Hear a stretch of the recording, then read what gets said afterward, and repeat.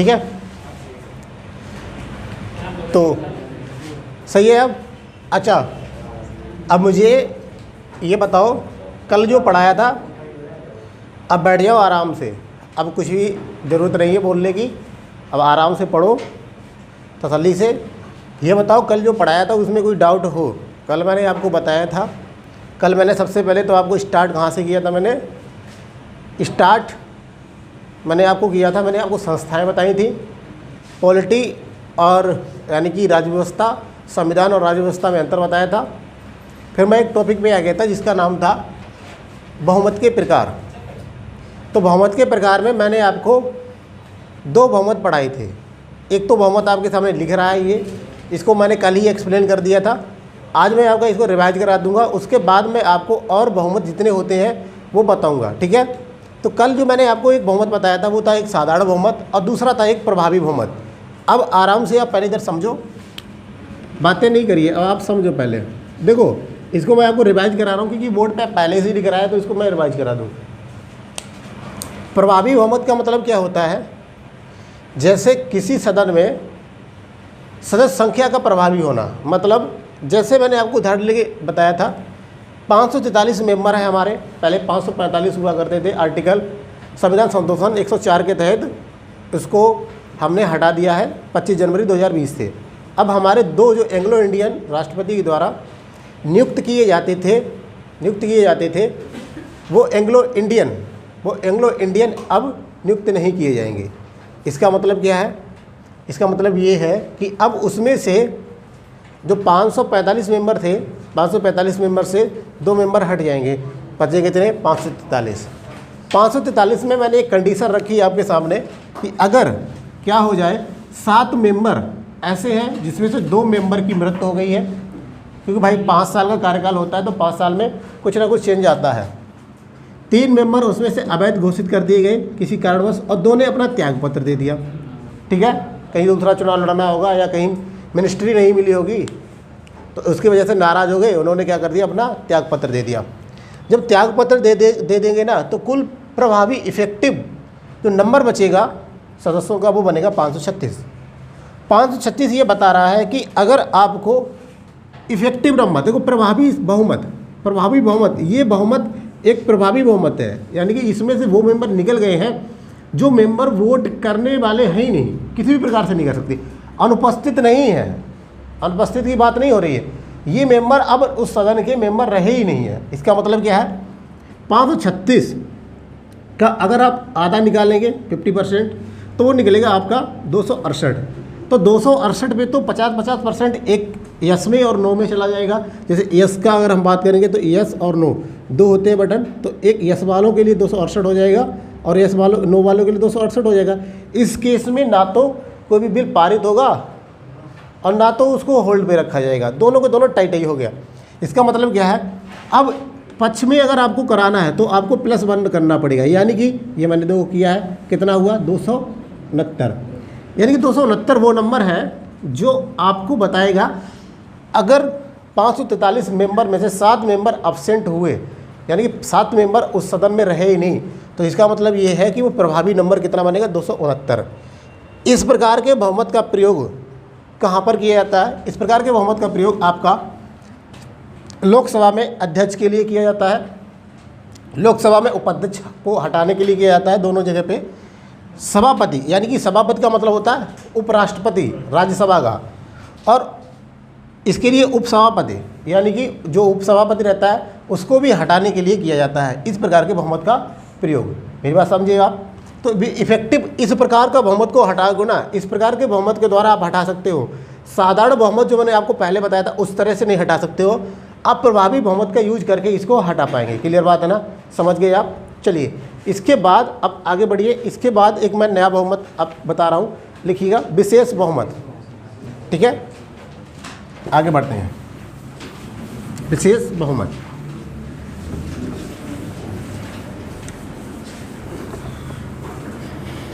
चलिए विशेष बहुमत आपको बता रहा हूँ मैं।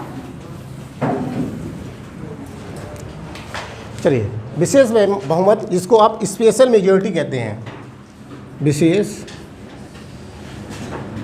बहुमत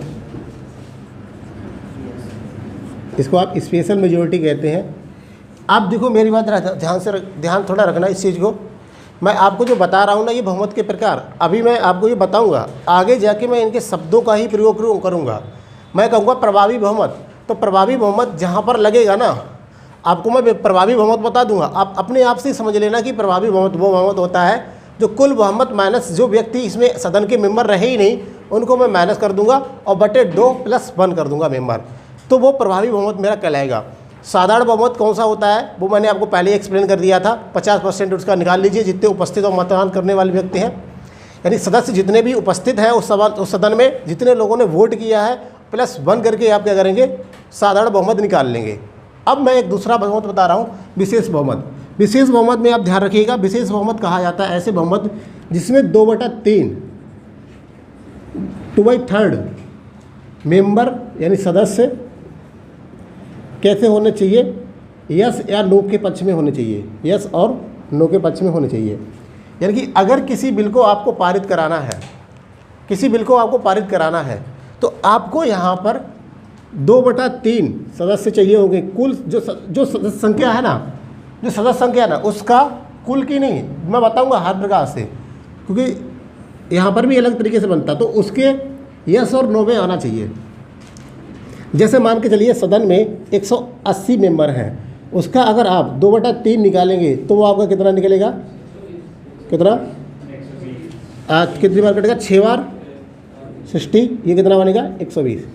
120 वो व्यक्ति है कि अगर 120 से कम मेंबर अगर सदन में उपस्थित हुए या वोट कम, इतने कम मेंबरों ने वोट किया तो तब फिर वो बिल माना नहीं जाएगा, वो पारित ही नहीं होगा। यानी कि ये कहलाती है इस प्रकार की स्पेशल मेजोरिटी। क्लियर बात है ना, इसको आप ध्यान में रखिएगा। अच्छा, विशेष बहुमत भी आपका 3 प्रकार का होता है, ठीक है। विशेष बहुमत आपका 3 प्रकार का होता है। अब पहले आप इसको यहाँ तक लिखिए, फिर उसके बाद मैं हर एक बहुमत को एक्सप्लेन करूँगा। विशेष बहुमत लिखिएगा 2/3 सदस्य, 2/3 सदस्य, 2/3 सदस्य, ठीक है। यस और नो के पक्ष में होने चाहिए।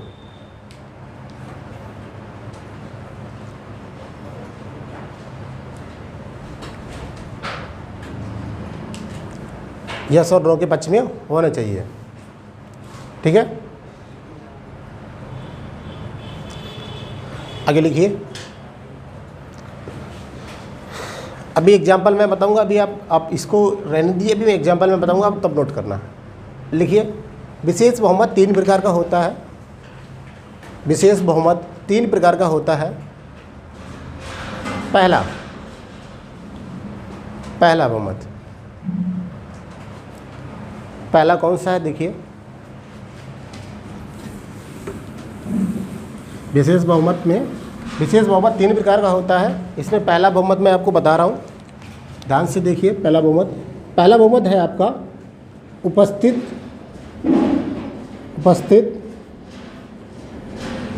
और मतदान करने वाले, उपस्थित और मतदान करने वाले सदस्यों का 2/3 2/3, ठीक है। यानी कि पहला बहुमत क्या है, उपस्थित और मतदान करने वाले सदस्यों का 2/3। क्लियर बात है ना, क्लियर है। अब देखिए, उपस्थित, मान के चलिए किसी सदन में, यहाँ से सुनिए, जब सदन चल रहा था, सदन में उपस्थित कुछ व्यक्ति हैं, कुछ सांसद लोग होंगे उपस्थित, ठीक है, और मतदान कितने लोगों ने किया है, इस चीज़ का आप ध्यान रखेंगे। जैसे मान के चलो उपस्थित व्यक्ति, उपस्थित सदस्य जो है ना, उपस्थित सदस्य जो है ना कितने हैं, 250 हैं, ठीक है। और यहाँ पे उपस्थित होने के बाद मतदान करने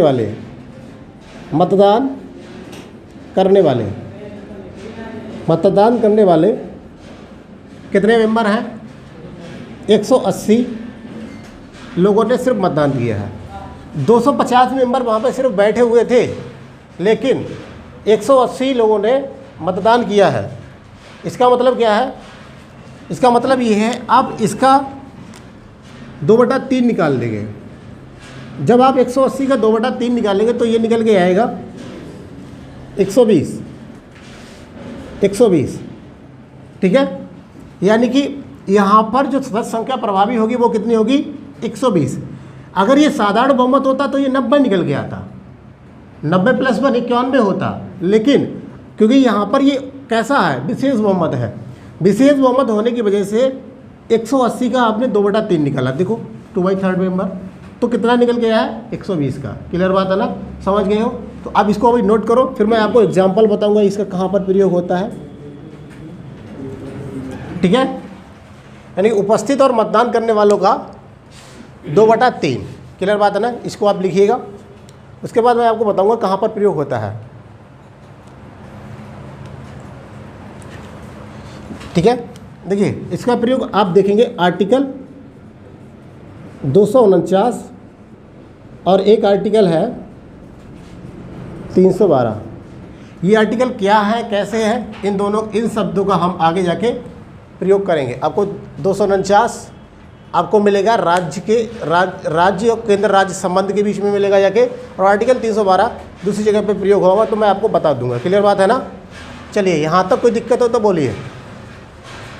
इसको आप नोट करिए आराम से। ठीक है, इसको आप नोट करो आराम से, उसके बाद मैं आपको बताता हूँ दूसरा मेजोरिटी।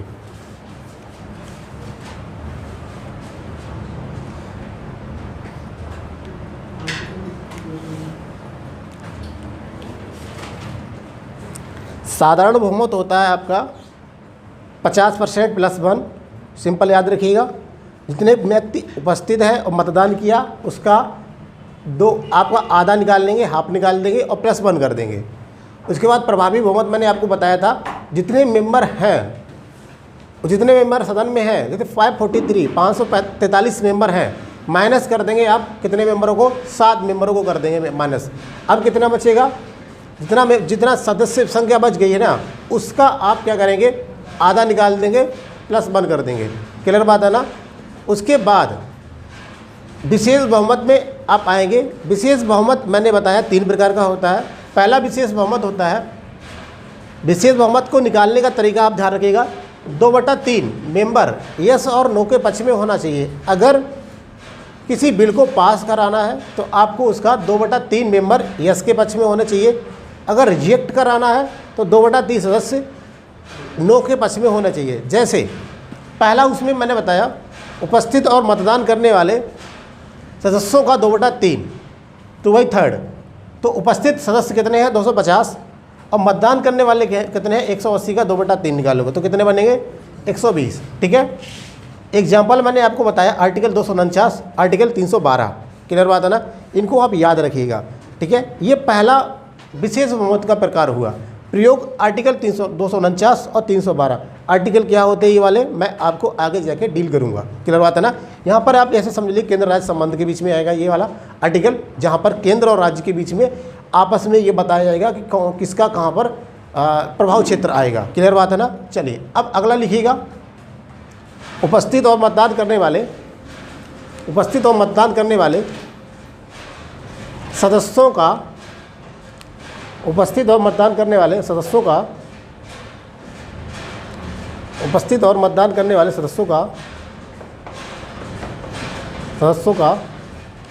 2/3 बहुमत, 2/3 बहुमत,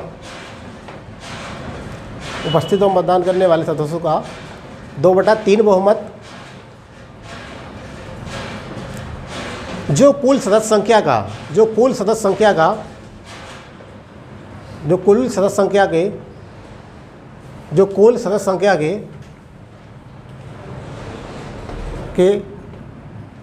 आधे से, जो कुल सदस्य संख्या के आधे से कम ना हो, और कुल सदस्य संख्या के आधे से कम ना हो। ठीक है,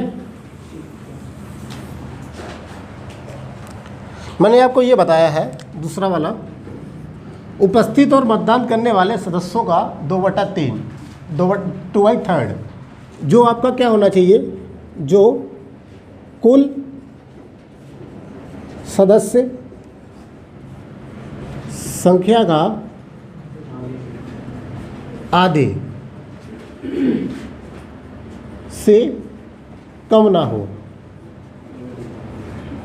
आधे से कैसा नहीं होना चाहिए, कम नहीं होना चाहिए। जैसे देखिए, आप ये जानते हैं कुल सदस्य संख्या, कुल सदस्य संख्या जो है आपकी कितनी है वर्तमान में, कुल सदस्य संख्या 543। मैंने आपको बताया है 543। 543 का आप आधा कर दीजिए। 543 का जब अब आधा करेंगे तो देखो, इसको काटो, 2 बार कट जाएगा, बचेगा 1, 14 होगा तो 7, 14 बचा कितना, 1.5, यही तो बनेगा 271.5। इसका मतलब कल मैंने आपको बताया था 271.5 बनाओगे कितने, 272। क्लियर बात है ना। ये हुआ कुल सदस्य संख्या का आधा। क्लियर बात है ना। अब देखिए ध्यान से, यहाँ पर नीचे की तरफ देखना आ रहा है सारा। अब मैंने यहाँ पर आपको, मैं यहाँ पर बनाऊंगा 2 केस। केस 1, जैसे देखो, उपस्थित जिस समय किसी बिल को लेके आया गया उस समय उपस्थित मेंबर थे वहाँ पर, मान के चला मैं, उपस्थित मेंबर थे 250। आपको समझना है सर, 250। मतदान करने वाले व्यक्ति थे कितने, सिर्फ 180। अब मैंने इसका आपको बोला गया 2/3, तो 180 का मैंने 2/3 निकाल लिया। ये कितना निकलेगा, 120। अब ये 120 निकल के आया ना, 120 निकल के आया। ये तो एक तरीके से आपका वो क्या निकल गया, उपस्थित और मतदान करने वाले सदस्यों का 2/3। इसका मतलब क्या है, लेकिन इसने क्या बोला, ये बिल तब तक पारित नहीं होगा जब तक कुल सदस्य संख्या का सदस्य संख्या का आधे से कम ना हो। मतलब सदन में 250 लोग उपस्थित थे, 180 लोगों ने वोट किया, उसमें से आपने 2/3 निकाल लिया, जो निकल के आया 120। इसका मतलब ये है कि अभी भी ये बिल पारित नहीं माना जाएगा, अभी भी ये बिल पारित नहीं माना जाएगा। क्योंकि जब तक कुल मिला के 272 सदस्य प्रेजेंट नहीं होंगे तब तक ये बिल पारित नहीं माना जाएगा। ठीक है, इसका मतलब क्या है, कुल मिला के 120 होने पे ये बिल पारित नहीं होगा। इसको आप नोट करिए।